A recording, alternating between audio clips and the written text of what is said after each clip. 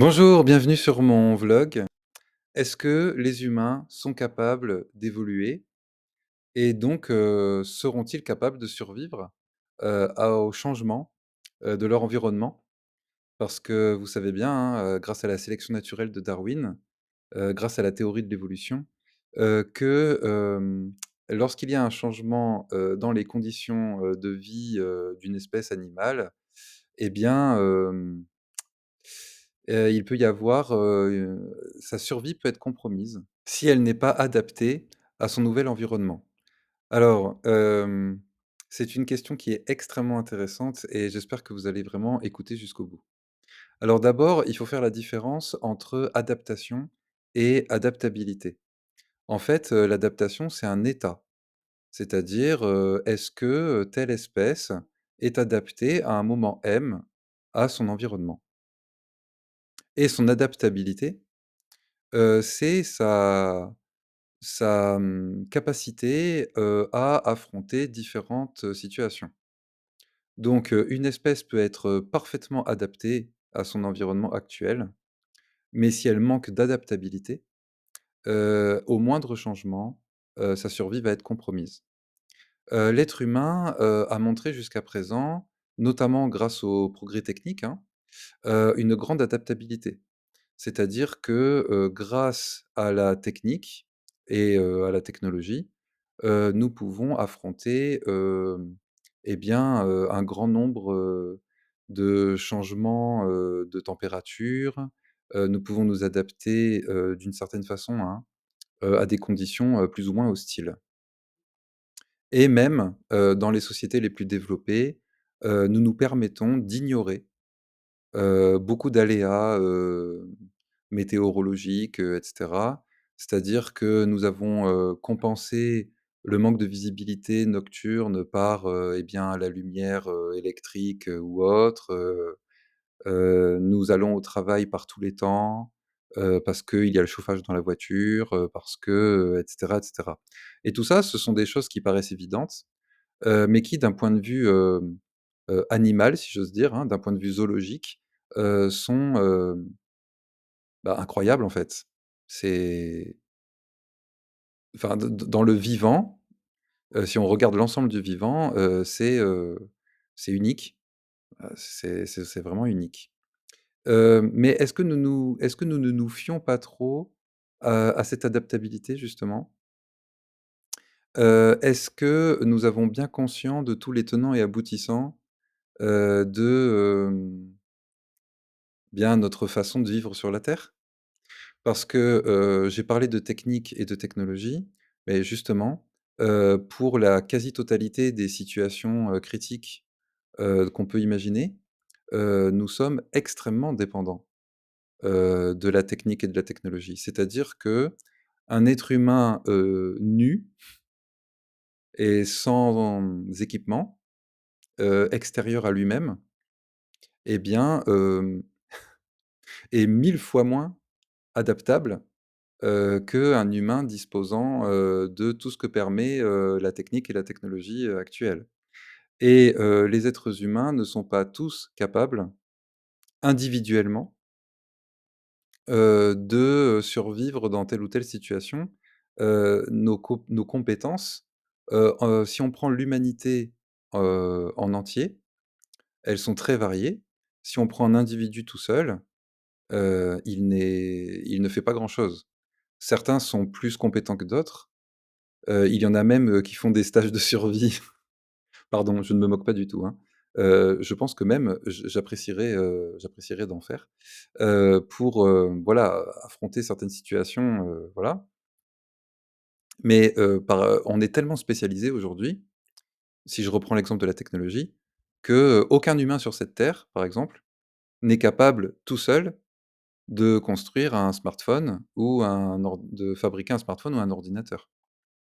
En fait, nous sommes très spécialisés, donc il faut, tout un ensemble de compétences, depuis l'extraction de minerais, jusqu'au conditionnement final du produit, il y a des dizaines, si ce n'est des centaines de métiers différents. Donc il faut, au minimum, hein, heu, une centaine, voire un millier, parce qu'il y a des tâches qui requièrent, plusieurs personnes tout de même, hein, et il faut au minimum un bon millier de personnes pour construire un ordinateur, je pense. Si on prend la chaîne de fabrication de A à Z. Et puis il y a les infrastructures, hein. Un ordinateur, c'est bien joli, mais s'il n'y a pas internet, s'il n'y a pas de réseau électrique, on ne le fait pas fonctionner, ou alors il n'est pas, à son tout son il ne peut pas donner tout son potentiel. On ne peut pas tout faire avec, comme, on fait aujourd'hui. Donc là, ça implique, maintenant des dizaines de milliers de compétences et de personnes. Tout ça pour dire que notre adaptabilité, n'est peut-être pas aussi forte qu'on pourrait le penser, et en cas, d'effondrement, de notre civilisation, mondiale, en cas de recul technologique, notre marge de manœuvre risque d'être extrêmement, extrêmement réduite. Donc ça, c'est un point déjà, la différence entre adaptation et adaptabilité. Ensuite, il y a un autre point qui est intéressant et qui est vraiment, la base pour étudier ce genre de questions, c'est, sous quelle forme se présente notre évolution actuellement? Pour la plupart des espèces, vivantes, l'évolution, elle se fait, par les gènes. L'évolution est essentiellement, génétique. Chez l'être humain, il y a beaucoup de savants, qui sont tombés d'accord sur le fait que, l'évolution humaine ne se fait plus sur le plan génétique, mais sur le plan culturel. C'est-à-dire que chez l'être humain, la culture a remplacé presque, presque à 100 la génétique.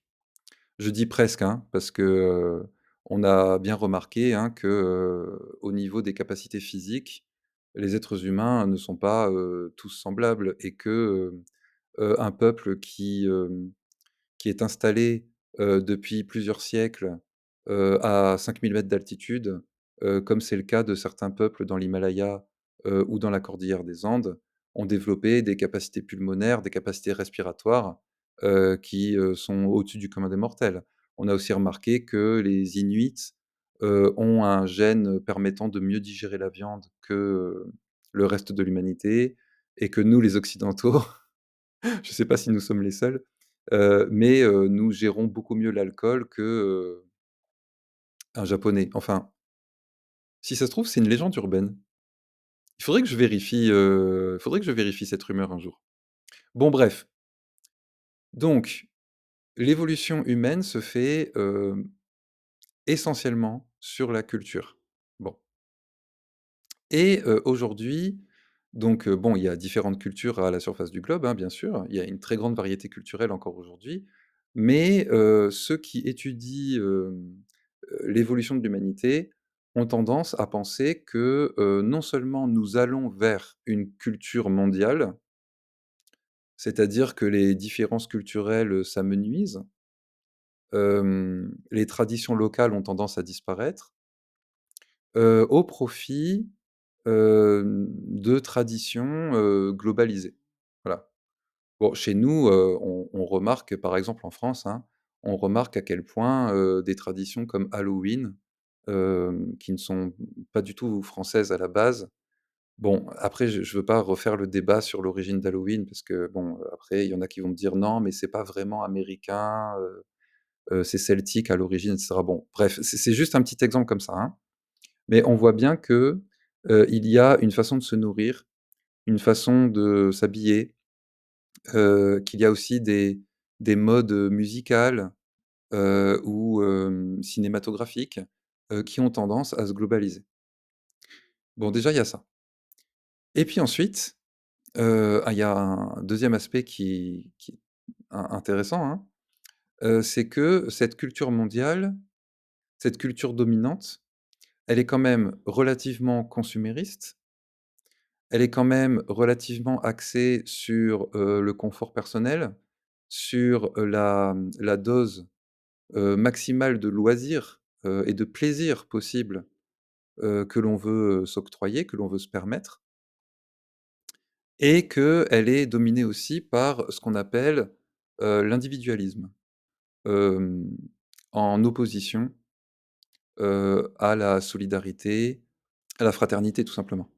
Cette culture dominante, en tout cas, j'ai l'impression qu'elle est dominante, mais je me trompe peut-être, hein. Et bien, ce qui est intéressant, c'est qu'elle est incompatible avec, les difficultés qu'on rencontre au niveau de l'environnement et encore moins compatible avec les pronostics sur, ce qui va se produire au niveau climatique, au niveau de la biodiversité, au niveau, de l'alimentation, enfin de nos capacités de production alimentaire et cetera, dans les prochaines décennies. A priori, dans les scénarios, on a beau prendre le problème par n'importe quel bout, les prochaines décennies s'annoncent assez catastrophiques.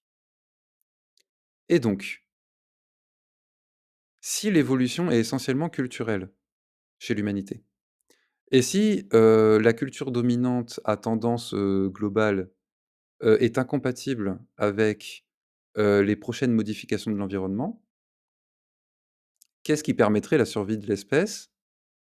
Un changement de culture. Ce changement de culture, on pourrait dire qu'il y a pas besoin d'y songer puisque de toute façon, on va pas pouvoir y échapper. Et il y a beaucoup d'humains aujourd'hui, pour leur confort, pour leur plaisir personnel, enfin tout ce que j'ai dit tout à l'heure, hein, le fait qu'on veuille maximiser, notre temps de loisir et cetera. Eh bien, beaucoup d'humains aujourd'hui, hem, imaginent ou espèrent ou prétendent que, les prochaines générations, feront le travail.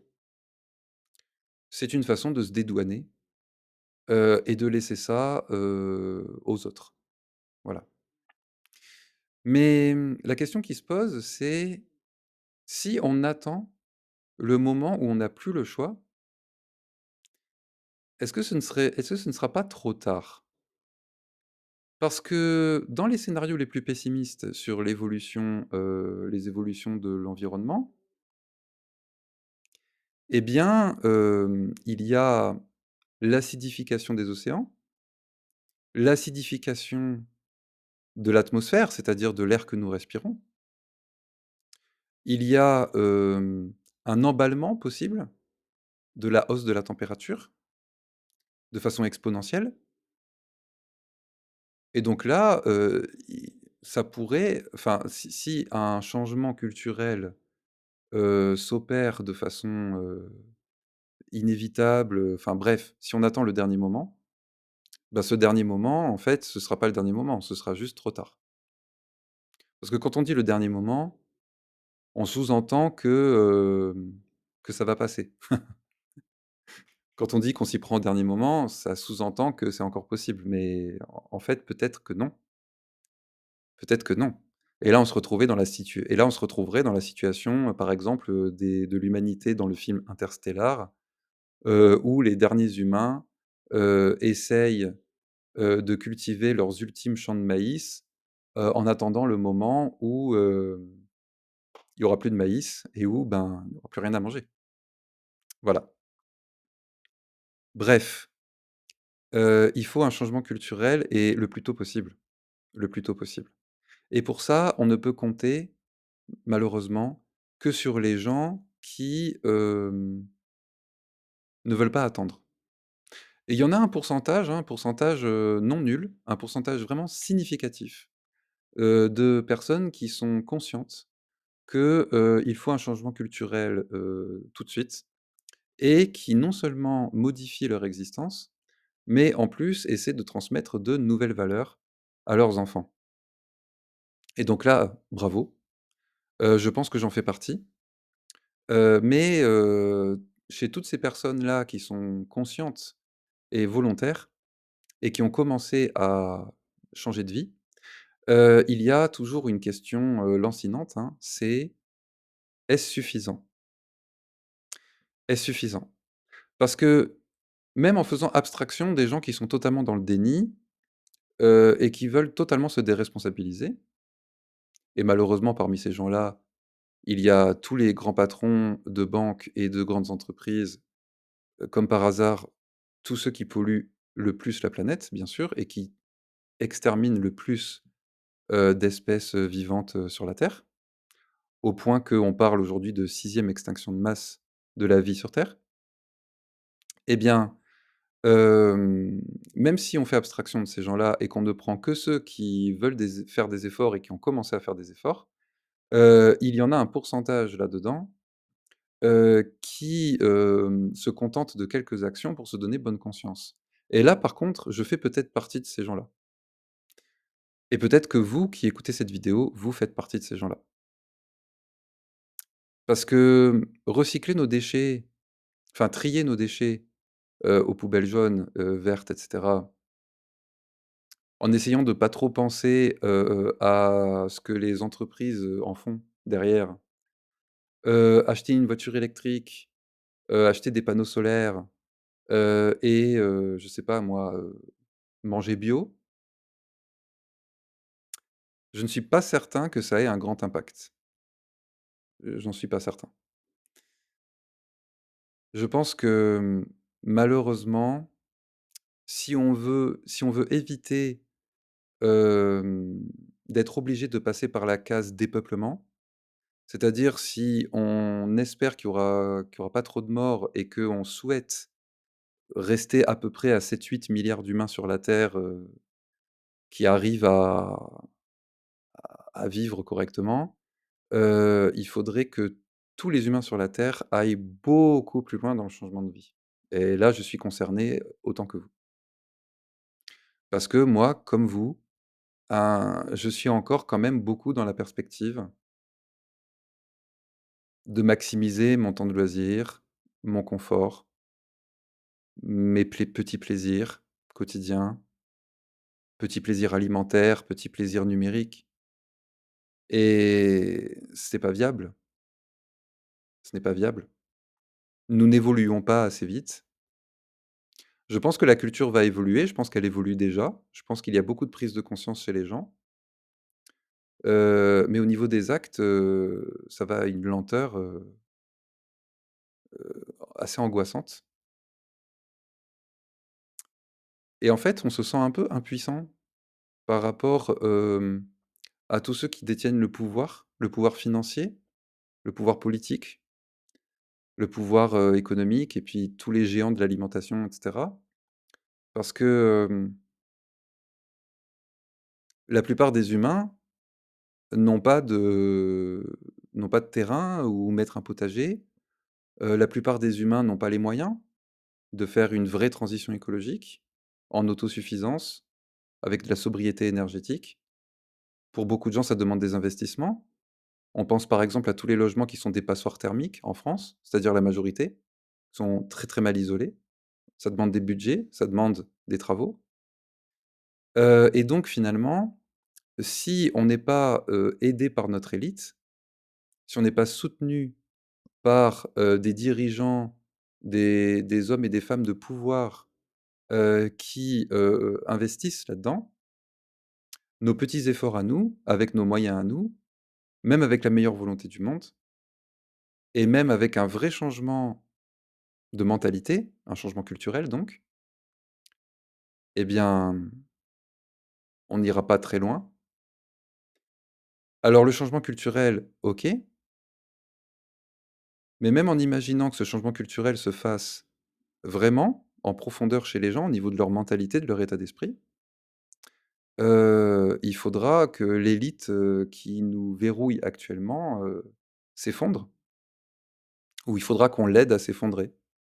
Alors je suis pas en train de faire un appel forcément à la révolution violente, parce que je suis, allergique à toute forme de violence, mais en même temps, je suis obligé de constater que il va falloir qu'une certaine élite disparaisse. Alors disparaisse, pas forcément, meure là, maintenant, tout de suite, hein. Quand je dis disparaisse, c'est-à-dire, se retire, voilà. Laisse les commandes à des personnes qui seront mues par une vraie vision, par une vraie philosophie, une vraie sagesse et une vraie fraternité. Bonne journée, portez-vous bien transmettez le maximum aux jeunes, parce qu'il y en a encore beaucoup trop qui rêvent d'être, juste des stars Instagram et des footballeurs. Bon, désolé, hein, je juge pas, hein. Je les adore, hein, mes élèves, mes petits footballeurs en herbe là qui se rêvent Mbappé, ils sont mignons, il y a pas de souci. Mais, bon, voilà, c'était juste une petite parenthèse comme ça. Hem, Essayons de transmettre une certaine prise de conscience. Orientons-nous peut-être vers un maximum de compétences vraiment utiles? Parce que peut-être que certaines compétences, ne vont pas mener très, très loin dans le futur. Et puis en attendant, ma prochaine vidéo, réfléchissons bien.